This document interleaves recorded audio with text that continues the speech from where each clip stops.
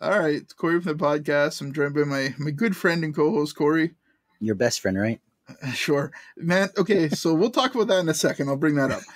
So we're also joined by another friend of the podcast. I think unofficial podcast member at this point, Charles Austin, a good friend of the podcast. Thank you, sir. Hello, fellas. How are you? Good, man. Good. Very good. This is a debate that we have regularly on another podcast, Charles. Corey has 87 best friends. Everybody's his best friend. And he says that. He's like, oh, yeah, I was with my best friend Joel. I was with my best friend Tim, Frank, Johnny down the street. I just met a guy at Shell. He's my best friend. And then he says to me, Corey, you're my best friend. And I say, you've taken away the high quality of being someone's best friend by having 72. Yeah, you should have like a best. You'd have to have like a or best. Where do I sit on that list, Corey?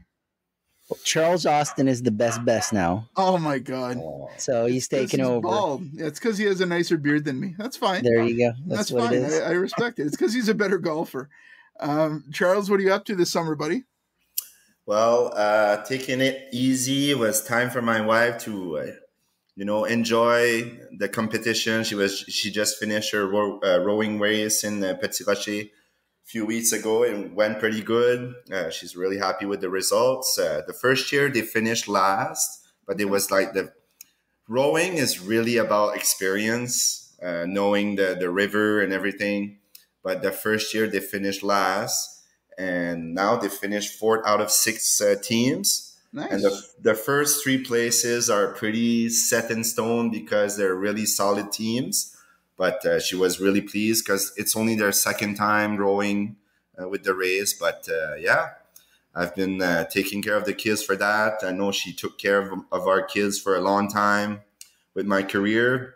And I started my presentation with the goalies talking about, how to reach your goal, getting prepared for a tryout, things like that. How to be a good teammate, and I'm gonna present across Canada. I just presented some goalies from Cape Breton, and it's just like that. All right, man. So my first question that's written down here is: so if there's a younger goalie listening to this right now, say he's 12 years old, he's been goaltending for a long time, but it's starting to be serious. He's starting to put a little more pressure. What do you have to say to that goalie? How do you keep progressing year to year? What's your advice? Well, for definitely you have to come up to the BSHL goalie clinics. Just kidding. Yeah, that helps. Just goalie clinics, basically working on your technique and everything. Surround yourself with someone that you have confidence in. I know sometimes it's pretty hard to be a goalie at that age, especially during practices. You just feel you're just a target at some point, and you're just getting shots. And you really need to pay attention to, listening to yourself and asking for help and things like that. And also always put your mind away from the game. I think this is something I learned throughout my experience, to put away your mind from the game and have some good rest. Not always coming back of a game that you play in and it didn't really go well sometimes. And sometimes those goalies, they think about it, and they get stuck into that, mentality. And, I didn't play a good game. I should have played better. I should have done this.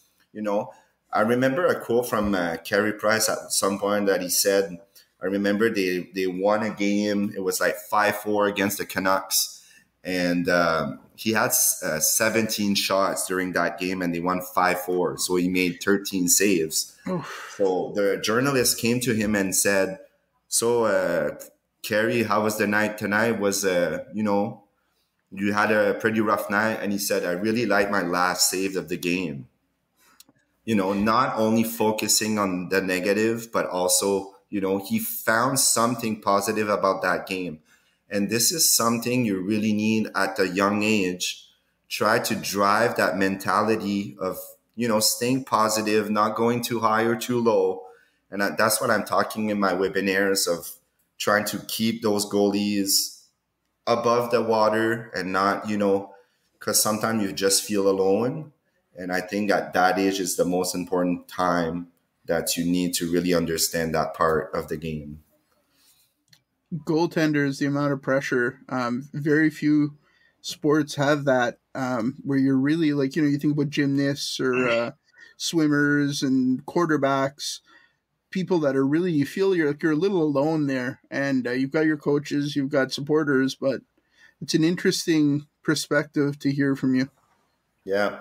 Well, you hear it all the time, those stories at the Olympics, like Simone Biles or those great athletes, or they went through a lot all the time. But, I just spoke to one of my friends that his son is going to Boston next weekend for a tournament with the Atlantic Hockey Group, and he's playing for the NB Select. And he said, holy, he had like a really shitty weekend this weekend. And, I'm a little nervous. As a parent, I'm a little nervous going to Boston.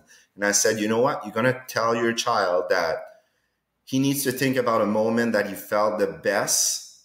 And he was on top of his game. He felt the best and he felt super confident. And you're going to tell him, you're going to visualize that moment in your head. You're going to remind yourself about that moment. And I said, that's the only thing you're going to think about before going to Boston. And I'm telling you, everything's going to go smoothly. And he was like, oh man, thank you for those, message. And I kind of helped my wife's team about that. Sometimes they don't have quite the experience yet of the rowing race. And, they're really hard on themselves. Like, I should have had a better practice. I didn't feel good. So before they left to Bonaventure for the night before, because they have to stay there, and then we meet them with the guided boat to go and come back to Petit Rocher with the race. It's 33 kilometers race. It's it's like a 4-hour rowing race. And I told them, I said, listen, girls, the only thing you're going to think about is one moment. It's going to be a different moment for everybody, but you're going to think about that moment that you felt the best, at your best during a practice, and this is going to be the moment that you're going to leave the race with. And they all said, oh really, like it really helped. So that's what I'm trying to help with the goalies, with my experience, with the webinars and talking to them. And so I'm really I talk a lot about that. I'm really passionate. Yeah, that's it's good advice, though. It's very good advice. Yeah, applicable in everything in life, though. Yeah, really. Exactly. It's really good advice. Well, I'm really glad that I wrote down that question now. Thanks, Charles. Well, that's the end of the interview. I don't think we're going to get better than that. So, all right. No, I'm just kidding. We've got an hour. I'm looking at that clock that's not working. Yeah, that's the wrong time. It's been the wrong time since I think we moved in the house in 2017. It's decoration, is it like right? the joke now at this point? It's like, we just don't change the battery. Yeah, we're just like, whatever. We have the time on the stove anyway, and the fridge and your phone. Yeah, and the phone. Who needs that? Who needs that? So let's get into a little bit senior hockey. We were at the announcement for the Corsade de Péninsule Acadienne. And while we were driving there, Corey was looking at me and he was like, dude, like, is there going to be people there? Like, I think he was scared that they were going to be set up. There was going to be like a photographer for social media and nobody else would be there.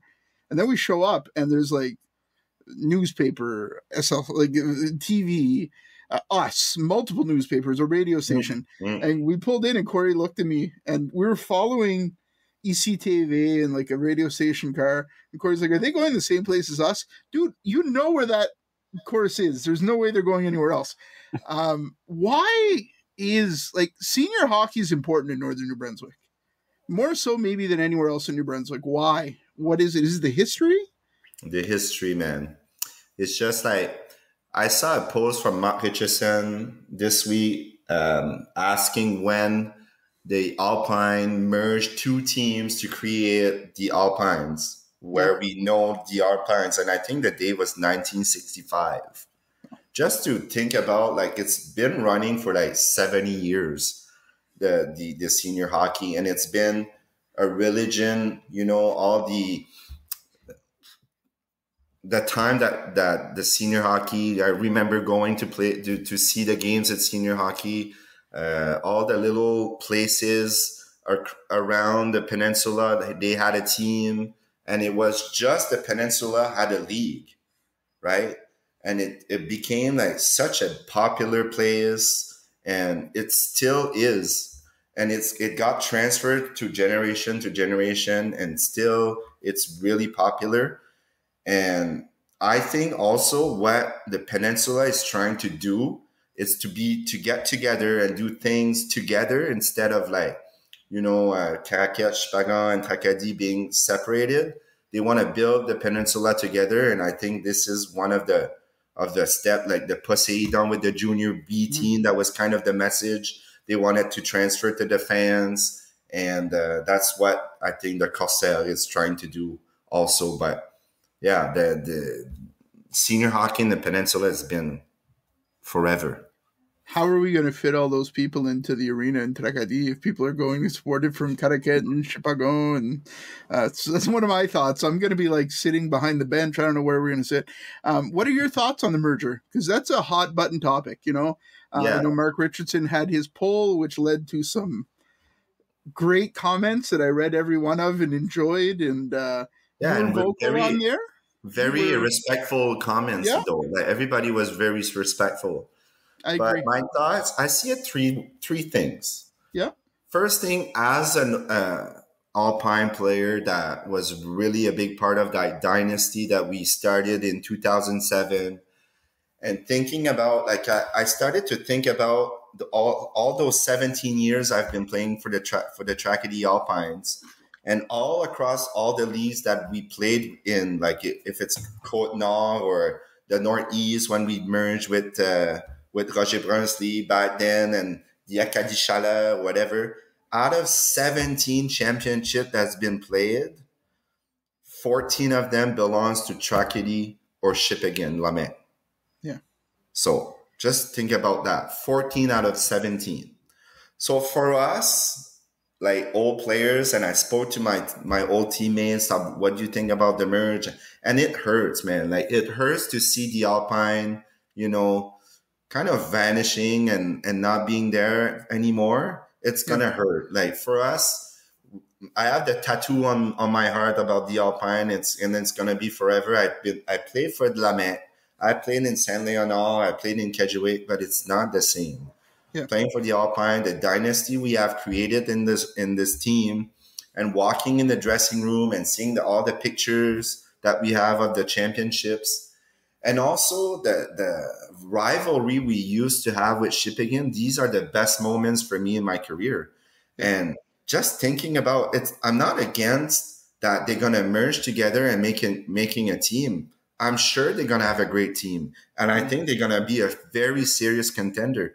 Yeah, okay? Because they have tremendous talent, right? When you look at the lineup and you merge, all the good players together, my God, they're going to have a really good team.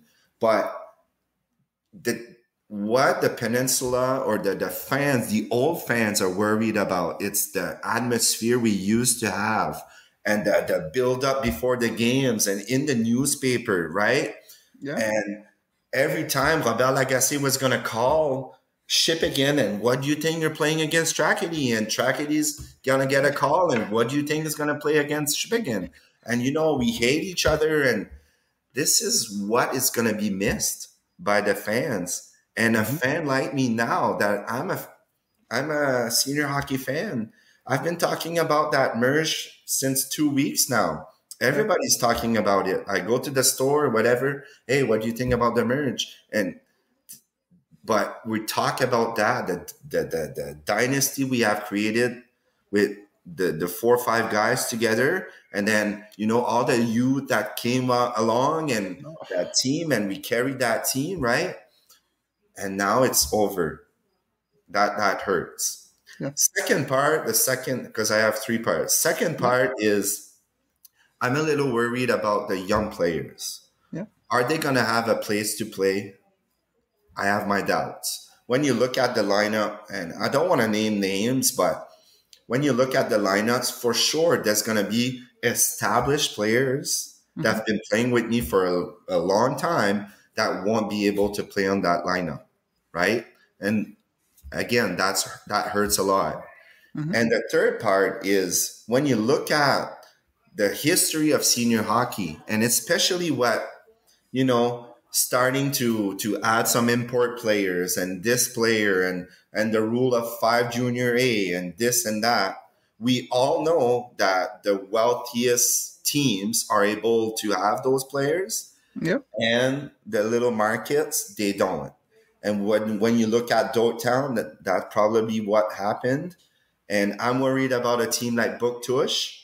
I heard some rumors about Buktush, and I'm worried about Buktush. For sure, Miramichi and Dalhousie, they're okay.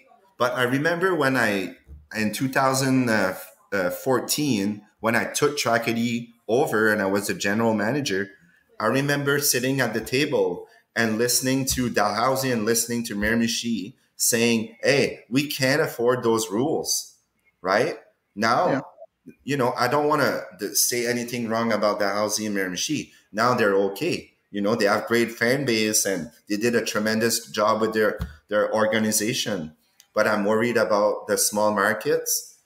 And I think at some point that was the only solution maybe for Tragedy and Shippagan, small markets, to listen. If we want to compete, we can't really afford we need to overpay players that are in the region of Moncton to come and play for us. It's a long commitment for them. Mm-hmm. What do you do? But, you think about Roger Lizotte's league in Edmundston that lasted for 30 years. And as soon as they started to put imports and players and special rules for this and special rules for that, what happened to that league? They went from 10 teams to 3 or 4. Yeah. And I'm worried about that. It happened to Northeast. It happened to the same thing. Cap Pelé, Memran Cook. Those, they didn't have quite the same budget to work with. And I'm worried about that. And I'm just worried that the merge is going to kill the two little places that used to have a good amount of players. And then if you merge, you're going to need to put players away. And if something happens and we go back to be more local, well, are you going to ask back those players? And all those questions that are running through my mind but like I said, I'm not against the merge. I think, they're going to have a great team. It's going to be great hockey to go watch. The league's going to be super strong. I'm just, my heart is with the Alpines. And the best moment I ever had was against Shippagan and Lamette. And here we are, it's over. And I'm just worried about my young teammates that I know might not have a place to play. Yeah. Do you have another? Was that the second point? You have a third? My third point was like all the special rules. Okay. Put the 5 junior A and this and that. All the rich teams are able to, to support those rules. Yeah. Yeah. But I remember, let's be honest. I know Dalhousie and Miramichi are the wealthiest teams in the league because they have a tremendous fan base and they do a phenomenal job. With the way they advertise their games. And you go to Miramichi, it's a great atmosphere, it's a great experience, and I think they should be copied from other teams where you go to see a game, it's not quite as entertaining. Same thing with Dalhousie. But I remember back then, 10 years ago, those two teams had to leave the league because they couldn't afford the rules that was put in place. So, you put that in place and you look at a team like Dottown that were the finalists this year and they have to quit. Man, and then all those players are being signed here and there. It's... Again, it's some players that might be left out, which I think I've gotten a lot of messages and I've talked to a lot of people that are fans of senior hockey. And they're concerned about the same thing. And there's something, another thing that was sent to me by a couple people was they want to go cheer for their locals. Yeah. Like they want to cheer for people that they're going to see at the grocery store, they're going to see around, they grew up with, they know. So that's the other concern. But I'm sure it's going to be great hockey. I hope it's a great year. And my next question is actually. I understand it's going to be great. Well, I'll just finish on that. It's going to be a great product on the ice. Don't get me wrong, but how long it's going to last, right? But if I go back 17 years ago, if that league would have been the same way, Charles Austin would never played senior hockey. I came up from high school. Yes, I was, too strong for high school. I left midget AAA. Maybe I should have played junior A, but I went right to senior hockey. I bumped the number one goalie back then. I made my spot. But if really, when you think about that, the goalies, yes, like I said, maybe Samuel Gendron didn't play high-level hockey, but he's an established goalie. Yeah. But when you look at teams that they're going to look at goalies, hey, they're going to sign like a guy that played for the Moncton Wildcats or the Halifax Moosehead that are, free agent. When you look at the Amers, for example, or, so all those really good local players, like you said, they're going to be left out. And if the league would have been the same way now back then, and I would never play the senior, right? So my next question is the opposite. What is the worst part of senior hockey? When you think about senior hockey, what part of it's like that sucked? Probably the traveling. Yeah. Probably the, yes, we get a little bit money, but that money doesn't cover. When you look at the year and when you need gear and hockey sticks now that are $300-400, and I need a new pair of skates, I need so you take money from your pocket basically. When you have a family, when I started to have my family in 2014, that was such a big change for me, a big adaptation for me, because it was, I couldn't sleep. Let's say I play Friday and Saturday. I play Friday. I go out with the boys. I come back, play Saturday, no problem. No, I need to come back and help with the family. That's another part. And I think the last part is just that people see it so big, and especially in the peninsula, you said like people are so crazy about, their senior hockey. And the track at the Alpine, it's always been, I see Corey that you have in the bag, the Montreal Canadiens and all the Stanley Cup. But for us, Trackety has been the Montreal Canadiens. And I think I said that on the podcast before, a perfect season, we're losing 6-2 after 2 periods and we get booed on the ice, right? Yeah. It's just that, people are getting so emotional and so pumped about their senior team that sometimes us as players, we take it personal as like what happened to me this year. But that's the worst part of being a player in senior hockey, is just like you take things personal. That they don't mean it in a wrong way. They're passionate about the game and stuff like that. I didn't mind going to Lamech and they would, yell at me. I know this is the part, but when it comes to your fan and stuff like that, and that's the worst part of being a senior hockey player. I think we see it everywhere too. I think we've seen some teams, not going to name teams or players or fans, but sometimes you see teams when you go on the road and you're following your team on the road. That's where, when you're following your senior hockey team on the road, you're a hardcore fan. Yeah. And when your team's getting their ass kicked on the road, man, you see some fans, that's where they're going to say the comments. But, it hurts because you love that team so much. Yeah, no. And like I said, I totally understand. You get emotional, you get into the game and stuff like that. It's just, at first you don't really hear it. But like I said, it maybe starts with 1 and 2 and 3, but then it sometimes becomes so big You take it so much personal. It's like the bezo that goes to play in Trackety. You know that you know they're gonna get Oh my destroyed by the God. fans. Yeah, yeah. I wonder how that's gonna go when they play with the It's going to be an Corsairs. interesting one. Yeah, That's I don't know if we'll see Bezo jerseys in the crowd and for in Trackety. I tell you, that's a tough one, tough sell.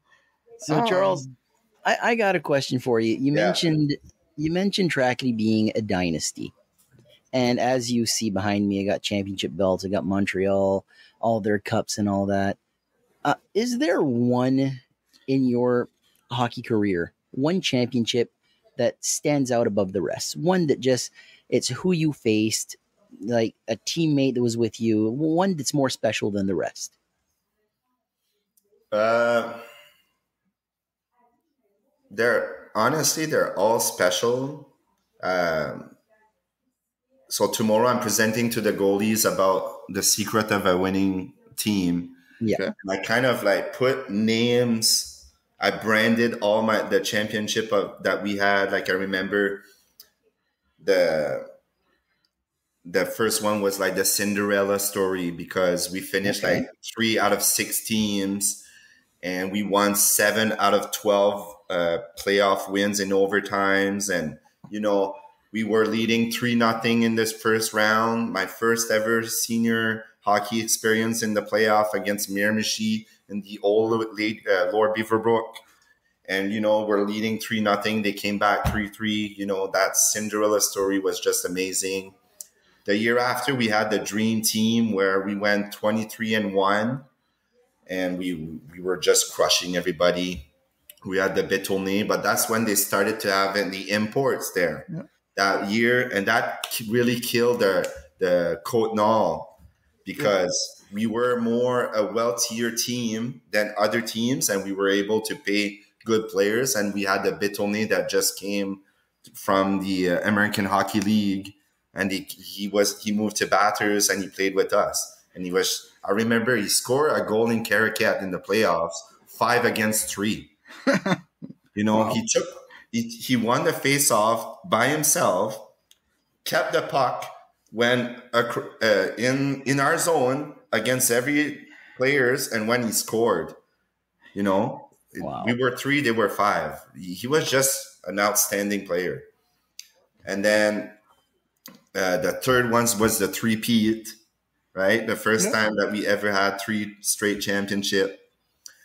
The fourth one was the comeback. We were losing in the final 0-3. Okay. Came back. Wow. Who is that against? Lamette. Okay. And then the game 7 against Bouctouche in 2015. Yeah. That's probably my favorite one. Against I would say like That's a special one. oh man, like game 7 at home was just like crazy. It's just that year the caliber was very, very good. And we had like a really good team, but we were all the only player from outside was Phil Farrell, but we were all from Trackety. But like you said, like the best players from Trackety that ever played, they were all together there for one mission. It was to win the cup. And it was really challenging because the first 2 years we lost in the final in that league in the Northeast from Memrancook and Cap-Pelé. Okay. And we were not used to play that defensive system where all those players that played with the Aigle Bleu or university hockey were used to. And we really had a hard time to adjust. And it took us 3 years to really adjust to that system that in the South Division that they had with Bouctouche and Cap-Pelé and Memrancook and Elsie Potug. Yeah. But up north, Dahousie and us and Miramichi, and it was more offensive and like games like 7-6 and 6-5. And we were used to that kind of hockey where there was like 2-1, 3-2. Yeah. And then we won against Shippagan with the Ekad when I came back after Lamette. I called it the friendship. It was all local, all my best friends and, really young players. And couple of veterans, like really a friendship. We were so tight that year. It was crazy. I remember even the wives, they were all tight. We had like parties. The Christmas party, everybody was together. We had such a great year. It was so fun. And yeah, we won in Tracadie that year. And the year after, I called it the Hater Cup. Teams from across the league, the Acadie Chaleur, the Hausi, they were coming to our games and they would yell at us because they hated us so much. They hated us so much that, they couldn't believe that Tracadie was going to win again. And it become like kind of a running gag in our dressing room. Like, hey, we're going to do it for the haters, guys. We're going to win that cup for the haters. And then the last one with, the 2 division, the year that we didn't play against Alcipotag in the final. That was a special because that came out from nowhere. I remember starting the playoff. I was just fed up with hockey. And then something just special came against the Hausi that we beat them. We were the underdogs. And then Shippagan just finished crushing everybody that year, finished top notch, like 10 points against ahead. And they won the year before. And we beat them in 4 games. Oh, man, that feeling that we had, that was the best ever. The best ever. Some players didn't come and shook our hands. No? They fucking left. They left for the dressing room. You can see it on the video, man. Oh, man. I want to ask you about that season because it's something that we've discussed, me and Corey, never on the podcast, because we're not 100% sure what the right answer is, because the Acadie Chaleur started as the Acadie Chaleur and then they played with the BSHL. There was a merger into the season, right? It was a few weeks into the season. At the beginning of the season, we only had 3 teams. Yeah. So we were supposed to be 4 teams, but we only had 3 teams. So the Hausi, us, and Shippagan. Yep. We asked them to merge. And they said, we're going to play a head-to-head during the regular season. Each league will have their own championship. And it's clearly stated that each league will have their own championship. I kept that text to make sure I could brag with Shippagan. You guys didn't even win the championship. I was like, fuck off. We won the championship. Charles, that answers everything. Wait, Corey. Charles, proves that you're my best friend because I win.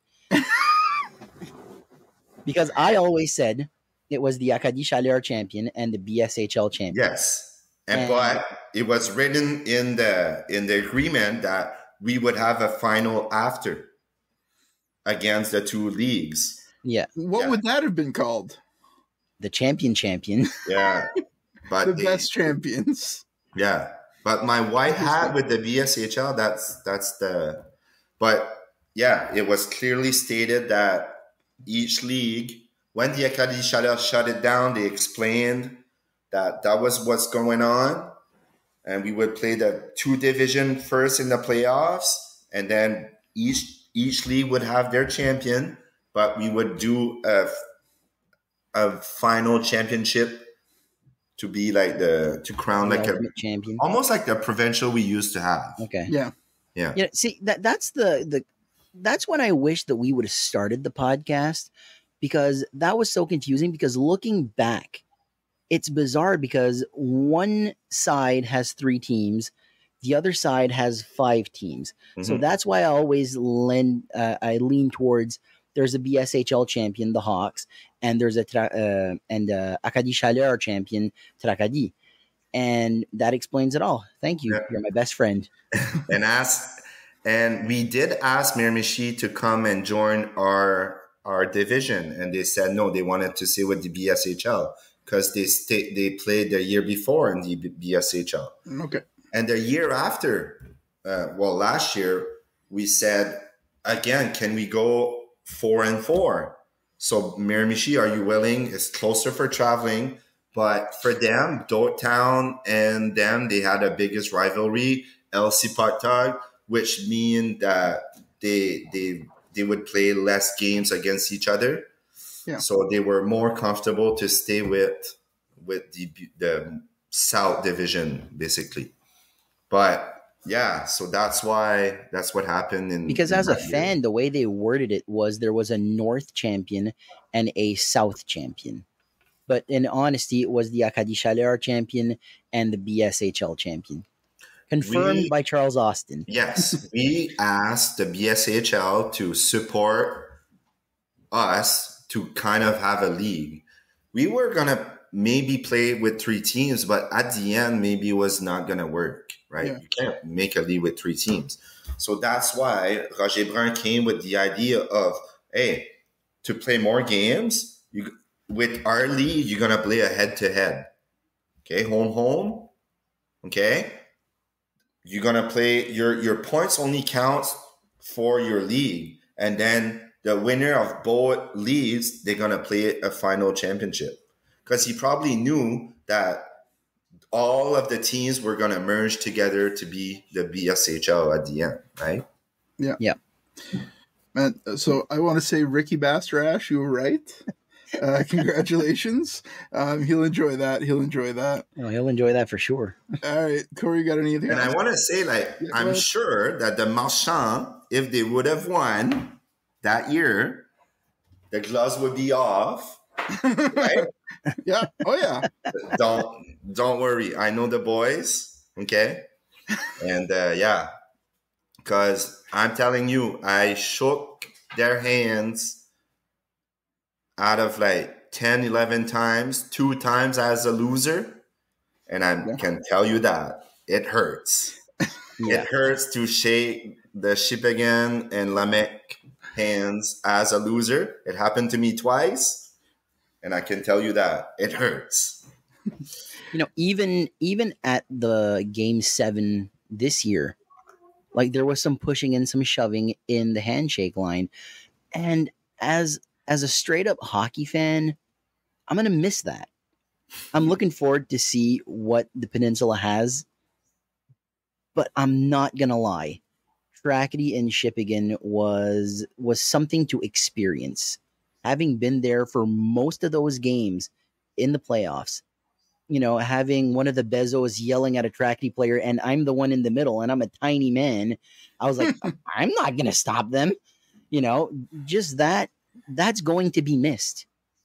It's going to be missed. I can't lie about that. Man, the Acadie Nouvelle would have 2 articles before the game. Yeah. And the article after the games, right? Yeah. Just, you guys were at the game 7. I wasn't playing, but as a fan, I was a fan that game. I was looking at the game as a fan. That was the most exciting game I ever been. Right? They ran out of beer. I wanted to be on the ice so bad, man. It hurts. It still hurts. Yeah. I'm thinking I'm 4-0 in game 7. What if I played that game? I don't know. Olivier played a tremendous game. I'm just, it's just a question that I have in mind. As a champion, as an athlete, as a winner, I want to be there. I want to help my team, right? But you think about that, but you want to be in those moments. And I think that's going to be missed with the merge. 100%. That's going to be missed. Agreed, 100%. People were standing on the rail in the back row, holding onto the people's shoulder in front of them. It's just, I don't know how we're going to pack those rinks like that again. And you know what? I did say that to a couple of the guys in Le Pins. It's going to be so hard to remember this shit. God damn it. I did say that to some management for the Corsairs. How do we go from that, one of the best moments that I've experienced watching senior hockey in my life, to a merger? I'm excited for it, but man, what a way to end it. If that's the end for now, what a way. Yeah. And I'm thinking about, let's say the Northmans, Tracadie. We don't have the rivalry we used to have with the Phantoms. The Phantoms and Tracadie were the game to go watch from 2007 to, I would say, 2011. That was the biggest crowd that we had. it was Pat Loudon or Corey Smearer against Nick Foran and Matt Shannon. And these were the games to go watch, right? And after it went from ship, the Lamec and the ship again, hey, I played a year, the year we won the cup against Bouctouche, we played Lamec. Yeah. Yeah. Game 7, we were losing 3-1 the series, the semifinal against Lamec, and we came back and we won Game 7. Game 7 finished in a brawl. Wow. Okay, against Lamec. Why not? How it's those rivalries, man. It's just it's so good. Do you think we ever? Go ahead. Yeah, I think we had in the lately. I think the series last year, but for me, the games against Dalhousie were the games that I wanted to play. Go to that ring, that jam-packed ring in Dalhousie, and Dalhousie would come with their crowd and go to Tracadie, and it was the same. Amazing fan bases. Local players. There you go. Just putting it out there. Putting it in the universe, right? A lot of people love your stories. We love your stories. Do you have something lined up for us here? Yeah. Did I tell you guys about the time I got searched by a cop? No. Okay. What? Okay. Well, no, we don't want to hear about your Saturday nights at the club. There, we're talking no. hockey stories, Charles. It's about senior hockey. Okay. Yeah, I'll trust you. Yeah. So in 2008, we went to Cap Pelé and we won the provincial championship against your team, Rishi Bukto. Yeah, Les Meb 2000. No, it was the Roadrunner back then. Oh, it was the okay. Yeah. Okay. Yeah. Johnson. Is it Johnson is the captain? Okay. Yeah. Yeah, Johnson. Scott Satt was playing. It was Pierre-Luc Tavio in the net. Anyway, and I know Pierre-Luc Tavio. I went to university with Pierre-Luc. Okay. And I remember that game because that year I was splitting 50-50 in net with André René, one of my good friends, a great goalie. And we won the cup against Dalhousie. We went to the provincial and we were leading 7-1 in the final, and they came back 7-6 and they put me on the ice. They were like, hey, go save the game. And anyway, so the year after, we were expecting because every year the provincial was moving from league to league to league. Okay. So that year in 2008, it was I don't know what was the time, but the Northeast. Was it the Northeast they were playing? The Northeast. No, it was not. The East Senior Hockey League, whatever. Yep. Before we merged with them. Yep. So the 2009, it was going to be in the Côte-Nord League, our league. So in our mind, it was going to be in Tracadie, the provincial. We won 3 straight championship. We won the provincial last year, but the president of the league was a guy from Dalhousie. Okay. Listen, it happened to us too. We have president from Tracadie, and things went in the Tracadie way. Don't throw me rods at people from Dalhousie. I totally understand. But we thought that we were gonna get the provincial, but it was Dalhousie who got the provincial. So Dalhousie were hosting. So the winner of the league, which was us, was gonna go to the tournament. But the organization of Tracadie decided to, you know what, we're not going to the tournament. Oh. So, but some players like BB here that didn't listen to the organization went to the tournament. So Dalhousie said, we want you, because I've been winning 3 straight Stanley Cup, 3 cups. So they're like, we want you to support Ryan Court back then. Yep. And I'm like, sure. So I said, and I can't say the amount, but I said a ridiculous amount per game I wanted to get paid? And they said, absolutely. I'm like, nice. I was in university back then. So it was super nice, man. It was so well organized. I practiced in the morning. It was like kind of the Allen Cup, the same concept. And I was staying at the hotel in Dalhousie. Yeah. And so all the Rishi Book 2 players, because they won the cup again that year in 2009, they won in 2008. And they were at the hotel, and we were playing them in the semifinal.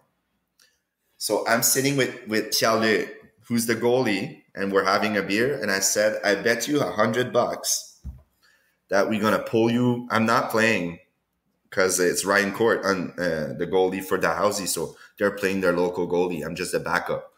I said, I bet you $100, man, they're going to pull you from the game like last year. So he's like, no, I'm not. No. He's bragging. I said, I bet you $100. And guess what? We pulled him out of the game, so he gave me $100 at university. So anyway, I'm coming back from Dalhousie, going back to Moncton to school. We lost in the final that year. Anyway, Dalhousie lost in the final. So I'm on the way back, and I'm driving a Toyota Yaris. Okay. With the Toyota Yaris, there's a little door on the left by the driver door that you can put like anything. So I put all the cash that I got that weekend, okay? And that cash is like pulling down that little door. I can't close it properly. So I'm driving and I got pulled over. So the cop comes. So I pull my window down. He's like, yeah, where are you going? I'm like, oh, I'm going back to university. And he said, where are you coming from? I said, I was playing at the provincial in Dalhousie. Oh, yeah, okay. Oh, great tournament. Yeah. Just a little chit chat. And he sees my money. He's like, where are you going with that? I'm like, what do you mean? Can you step out of the vehicle, sir? I'm like, what do you mean? Am I under arrest or something? He's like, can I search your vehicle? I'm like, do you think I have like a drug deal going on or what? He's like, open the trunk and everything. Yeah. So I had to open the trunk, pulled out my hockey gear, and he looked at all over my trunk, all over the back of my seat. In my car, he was searching my car because he thought I was doing a drug deal with that money. Because when he opened the trunk, I had like a bag of hockey. You never know what could be in the hockey bag. Yeah, so I got pulled and got searched, thinking I was a drug dealer because I got back from a senior hockey weekend that was pretty good. It was a lucrative weekend for Charles Austin as a backup goalie. Yeah, lucrative. Was that the most lucrative weekend you've ever had as a backup? As a player, I would say. As a player in general. As a player. Oh yeah. That's awesome. Yeah. You're lucky you didn't cut open your pads. Oh, yeah. You're very suspicious at that moment. No, and I was like, when he said like, "Can you step out of the vehicle, sir?" I'm like, "What the hell?" And you don't know, like, do you have a warrant or something? Like, I didn't know. Like, yeah, sure. Panicking. Like, open your trunk, sir. I'm like, what's going on? Open the trunk. Look at my bag. Can you open the cover? Of the safety tire underneath. Open the cover. Oh my God! I was like on the side of the road, and Remy Doucette, that used to play with us, he came with us at the provincial. So after he called me, he was like, "What's going on, man? That you got pulled over?" I was like, "Man, he thought I was a drug dealer." He's like, as if I said, "Yeah, I swear to God." And anyway, I said he saw the money I got from Dalhousie, and Remy goes, "What? You got paid to go there?" I was like, "Yeah." I just went to go, he said. Wow. That's amazing, man. One. That's amazing. Too bad it wasn't bad. Like, now you'd be able to pull out your phone, video it, Yeah, It's yeah, a yeah. different time. Different time. Oh no, Alvi. The amount of time we got scared with like mooses, and Yeah. we almost hit a moose here, we almost hit a moose there, stuck in snowstorms. Man, I could. Um, Yeah. I had 400,000 kilometers on that Yaris, and we would drive. Me, Rémi Doucet, and Jacob Arsenault. Remember Jacob that played with Yeah. us? Yeah. Mhm. 6'5". Big boy. Yeah, 6'5", with 3 gears in that Yaris, and we would drive to Kedgewick and Edmundston and Saint Francois, and man, and we would see like mooses, and oh my god! But I would never, never, never change anything. Like, it was the best time. It's good memories. Now we Yeah, get to hear these stories on the podcast, which we love. yeah. Thanks, Charles. We we really appreciate you. I'm sure we'll talk to you again in a little bit. But given the things that were going on with the changes in northern New Brunswick, we had to have you on to talk, and it's been a pleasure. We kept it under the hour, which we were joking earlier that we were going to keep it under an hour. I did. I'm a man of my word. So Yeah. that's why I'm your best friend, not Corey. I wish all the best, man. Like, to the Corsair. I'm gonna go watch the games. I know my dad saw Andre, and he said that they're gonna make sure that they remember me and stuff like that. So, but like I said, I wish all the best to the Corsair. I think it's gonna be a great team. I'm just, my heart is with the Alpines. All my good memories are against the Marchands.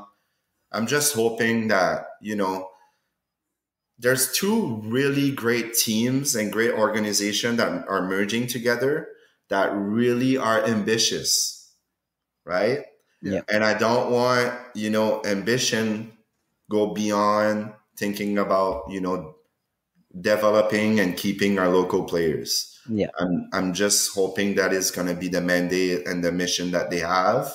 Because, like I said, if the Poseidon players are pushing and they want to play senior hockey, are they going to have a spot? And then that's the only thing I'm worried about. I've seen some signature from Buktush. They signed some players from the Coyotes. This is all about, man. Those players are great players. They want to keep playing. And I think they can deliver great product on the ice too. That's my only hope. And like I said, I think they're doing a great job. I wish them all the best. I'm going to go watch some games. I'm a fan now. And yeah, that's it. But thanks We'll for split a put in. Yeah. Yeah, we'll chat. It'll be great. If when they honor Charles Austin, I can guarantee we will be there. Hopefully. Guaranteed. Yeah. It would be such an honor for my kids anyway. They hope. They saw the jerseys in the rafters, and they hope. It would be a special moment for us too, as fans Absolutely. of senior hockey, fans of Charles Austin. So thanks for coming on, Corey. Thanks for being here, and Thank you. We'll talk to you soon. Take care.